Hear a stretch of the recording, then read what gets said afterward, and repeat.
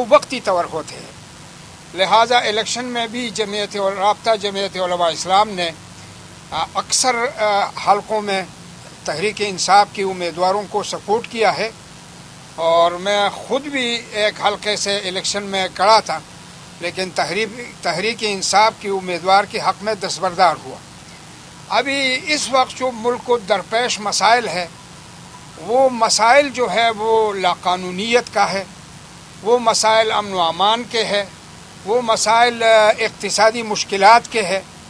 اس میں ہمارا سوچ اور فکر یہ ہے کہ ہم تحریک انصاف کے ساتھ شانہ بشانہ اور قدم بقدم آگے بڑھتے رہیں گے، اور سب سے زیادہ کوشش جو اس وقت ضروری ہے اور اہمیت ضروری ہے وہ سیاسی استحکام ہے، اور سیاسی استحکام کے لیے لازمی اور ضروری ہے کہ انتخابات پر اور اس نظام پر اعتماد پیدا کیا جائے، اور اس اعتماد کے لیے جو کمزوریاں ہوئی ہے ان کمزوریوں کو نکالنے کے لیے ہم مقتدر لوگوں سے اور مقتدر شخصیات سے اور سیاسی جماعتوں سے رابطے بھی کریں گے، اتحاد بھی کریں گے، اور حالات کو معمول پر لانے کے لیے اپنا کردار بھی ادا کریں۔ میں اس موقع پر تحریک انصاف کے اس انتہائی باعزت وفد کا شکریہ بھی ادا کرتا ہوں، اور اس کا احسان مند ہوں کہ انہوں نے حالات میں رابطہ جمعیت علماء اسلام کو اعتماد میں لیا اور آگے سفر کے لیے اتفاق اور اتحاد کا مظاہرہ کیا۔ بسم اللہ الرحمن الرحیم۔ مولانا صاحب صحیح فرما رہے ہیں، ہمارا اور مولانا صاحب کا اور شیرانی گروپ کا انشاءاللہ تعالی یہ اتحاد قائم اور دائم رہے گا۔ مولانا صاحب نے ٹف سچویشن میں ہمیں سپورٹ کیا تھا۔ مولانا صاحب صحیح فرما رہے ہیں، انہیں 7 سے الیکشن لڑ رہے تھے، ہمارے ریکویسٹ پہ یہ دستبردار ہو گئے تھے اور ہمارے کینڈیڈیٹ کو سپورٹ کیا تھا۔ ہم الیکشن سے پہلے بھی رابطوں میں تھے، آج بھی ہم ان کی طرف آئے، اس کا ہم نے شکریہ ادا کیا ہے، اور دونوں نے یہ عزم کیا ہے کہ انشاءاللہ تعالی اپنے رابطے ہم جاری رکھیں گے، اور ہم سب اس بات پہ متفق ہے کہ پاکستان ہمارا ہے، یہ جمہوریت چلتی رہنی چاہیے، پارلیمان کے لیے، جمہوریت کے لیے آگے بڑھنے کے لیے اور ملک کی اکانومی کو اور یہ حالات درست کرنے کے لیے انشاءاللہ تعالی آگے بڑھیں گے۔ ساتھ ساتھ ہم نے ان کو جو گریگنگ ہوئی ہے اور جس انداز سے ہوئی ہے، جو ہم سارے سمجھتے ہیں یہ جمہوریت کے لیے نقصان دہ ہے، یہ نہ صرف یہ کہ اس الیکشن میں جو ہوا ہے وہ ختم ہو اور ہمارا مینڈیٹ ریسٹور ہو، بلکہ ہم کہتے ہیں اس کی تدارک کیا جائے، فیوچر میں بھی کبھی ایسا وقوع نہ ہو۔ اس پہ بھی ہم نے اتفاق کیا ہوا کہ ہم اکٹھا اسٹرگل کریں گے انشاءاللہ تعالی اور جاری ساری رکھیں گے اس کو۔ اسد کیسر صاحب اگر اسپیکر جی میں صرف اس موقع پہ یہ کہنا چاہتا ہوں، جیسا آپ کو پتہ ہے کہ ہم وہ تمام پولیٹیکل پارٹیز کو انگیج کر رہے ہیں جس کی اس الیکشن کے اوپر کنسرن ہے، جس کی ریزرویشنز ہے اس کے اوپر، اور اس وقت یہ الیکشن جو ہے نا پہلا الیکشن ہے کہ اتنا بہت زیادہ کنٹروورشل ہو گیا ہے۔ اس وقت بلوچستان میں جو ہے نا پوری بلوچستان احتجاج پہ ہے، سندھ میں بہت بڑے احتجاج ہو رہے ہیں، اور پنجاب میں اور KPK میں خاص کر جو ہمارے پشاور میں جو ہم سیٹیں چھینی گئی ہے، کراچی میں یا لاہور میں، اور جو کمشنر راولپنڈی نے جو انکشافات کیے ہیں، اس کے بعد تو یہ بالکل واضح ہو گئی ہے کہ کتنی بڑی ریگنگ ہو گئی ہے۔ ہمارا مطالبہ بالکل سمپل ہے، فارم 45 جو کہ ایک قانونی ڈاکومنٹس ہیں جس کے بارے میں جو کہ ان حکومت کے اپنی ایک پروسیجر اس کے مطابق ہے، قانون کے مطابق ہے۔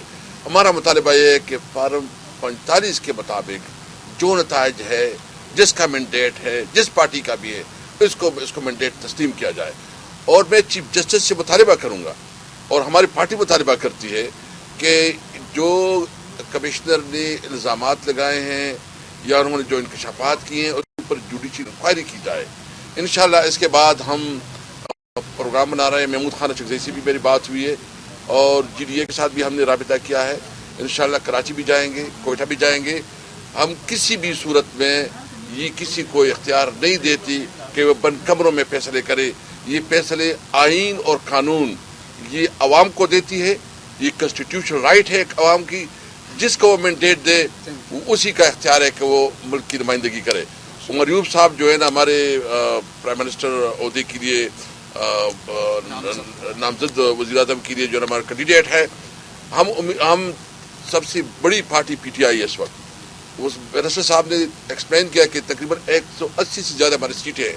ہم سے ہمارا نشان چھینا گیا. جو ہماری ریزرو سیٹیں ہیں اس کے لیے جو ہے نا ایک منصوبہ بندی کے تحت ہم سے نشان چھینا گیا. 2/3 میجارٹی ہماری بنتی ہے. دل کھول کے ہمارا استقبال کیا ہے، خوش آمدید کہا ہے. میرے مرحوم والد صاحب اور گور ایوب خان صاحب کا اور شیرانی صاحب کا بہت درینہ ساتھ بھی رہا ہے. اسمبلی میں اکٹھے تھے تو ہمارا بڑا ایک احترام کا رشتہ ہے. اس کے ساتھ ساتھ میں یہاں پہ یہ کہتا چلوں کہ ہمارے قائد جناب عمران خان صاحب کا اور شیرانی صاحب کا نہایت ایک احترام کا رشتہ ہے. اور ہمیشہ میرے قائد عمران خان صاحب نے یہ انسٹرکشنز دی ہیں کہ مولانا شیرانی صاحب کو ہمیشہ عزت دینی ہے اور احترام کے ساتھ ان کے ساتھ ڈیلنگ کرنی ہے. ہم لوگ مشکور ہیں کہ انہوں نے دل کے دروازے کھولے. اور آج بھی ہم لوگ اکٹھے کیوں ہوتے ہیں؟ کیونکہ ہم لوگ محب وطن ساتھی ہیں. ہم لوگوں نے اس ملک کے لیے قربانیاں دی ہیں اور دیتے رہیں گے. اس وقت سب سے اہم چیز ہے پاکستان کے لیے کہ ہماری معیشت مضبوط ہو.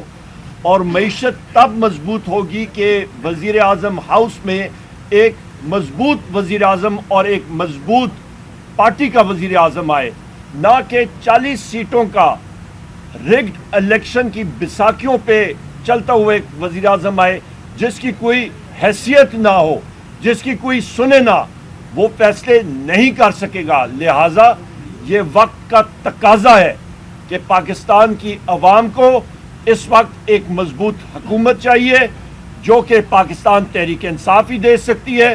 180 سیٹیں ہمارے پاس ہیں اور ہم لوگ یہی چاہیں گے کہ فل فور ان کے ذریعے ان کے جو فارم 47 ہے وہ فل فور ایشو ہونے چاہیے، کیونکہ فارم 45 ہمارے موجود ہیں.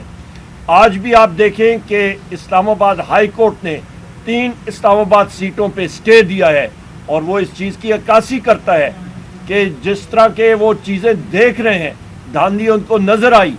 کمشنر راولپنڈی نے انکشاف کیا، مزید اور بھی لوگ جو ہیں وہ انکشاف کر رہے ہیں اور یہ چیزیں سامنے آئیں گی. اور جس طرح کے پاکستان تحریک انصاف کا جس وقت بڑے بڑے سیاسی پنڈت کہتے تھے کہ ان کی سیٹیں کہاں سے آئیں، پر رب العزت پہ ہمارا پورا بھروسہ ہے. لوگوں کے دلوں میں رب نے یہ چیز ڈالی کہ عمران خان صاحب کے لیے وہ ووٹ ڈالیں اور انشاءاللہ تعالی آپ دیکھیں گے کہ اگلے چند دنوں میں مزید لوگ سامنے آئیں گے.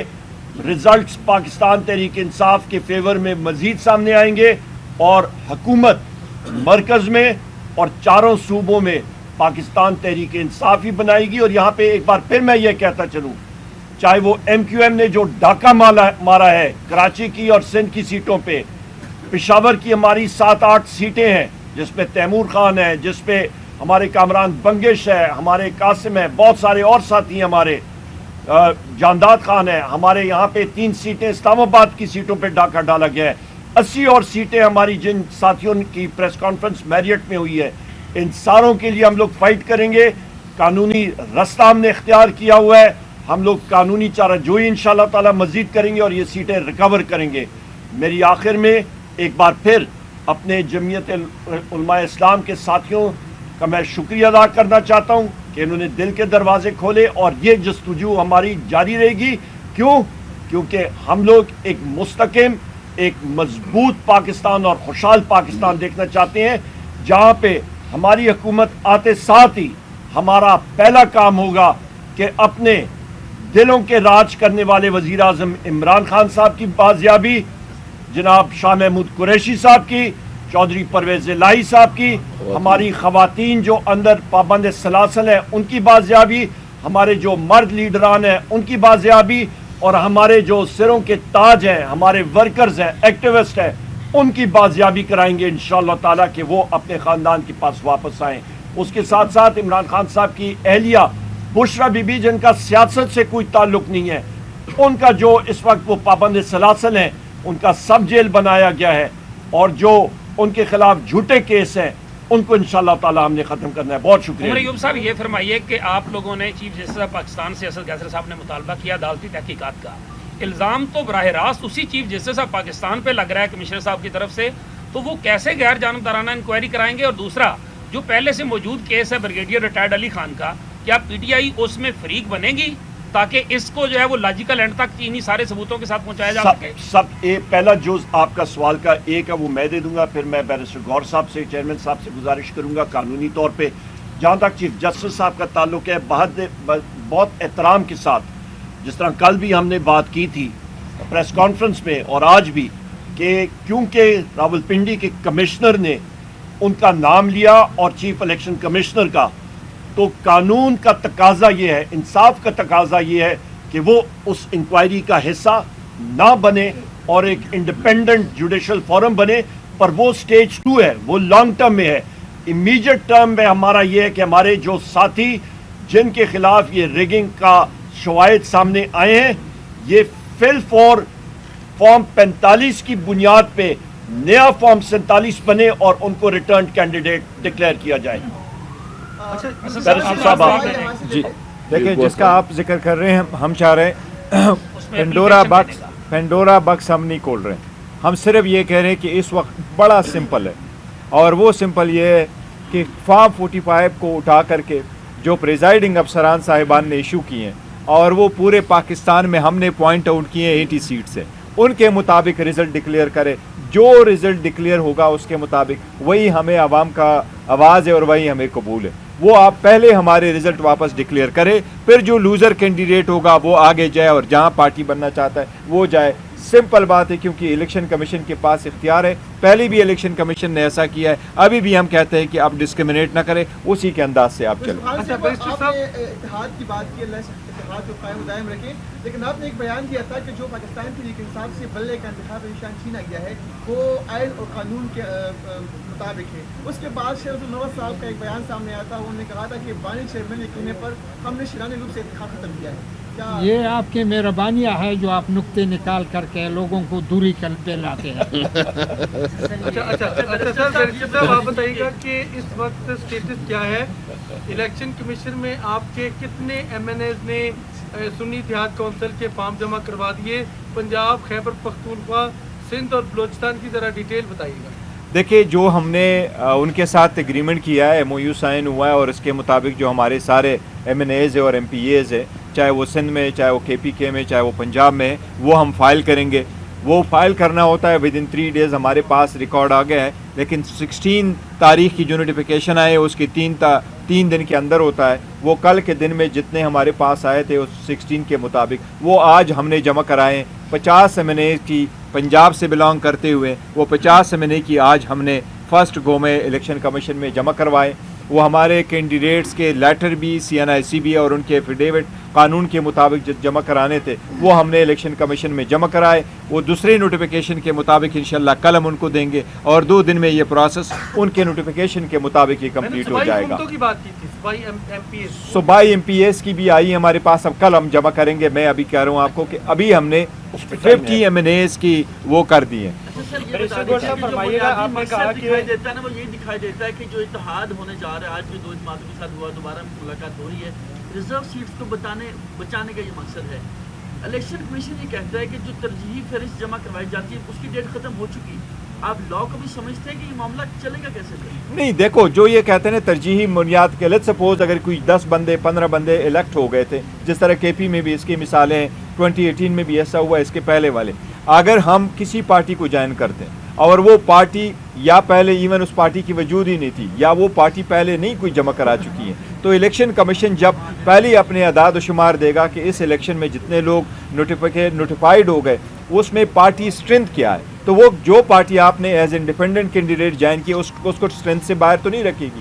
الیکشن کمیشن اگر کل نوٹیفائی کرے گی کہ یہ 266 سیٹس ہے، اس میں سے پارٹی اسٹرینتھ کیا ہے، تو جو انڈیپینڈنٹ ہم جوائن کریں گے ہمارے، وہ اس کے بھی ایک کسی پارٹی کے اسٹرینتھ میں دکھائیں گے۔ تو جس وقت الیکشن کمیشن وہ اسٹرینتھ دکھائے گا، وہ بتائے گا یہ پارٹی ہے، اس کے ہمارے پاس لسٹ نہیں ہے، تو وہ ہمارے ایم این اے جو ریزرو سیٹ ہے وہ نامینیشن پیپر فائل کرتے ہیں، اس کی اسکروٹنی ہوتی ہے، اور جو پرائیورٹی لسٹ ہے وہ اس کے بعد آتا ہے۔ یہ لیگل پروسیس ہے۔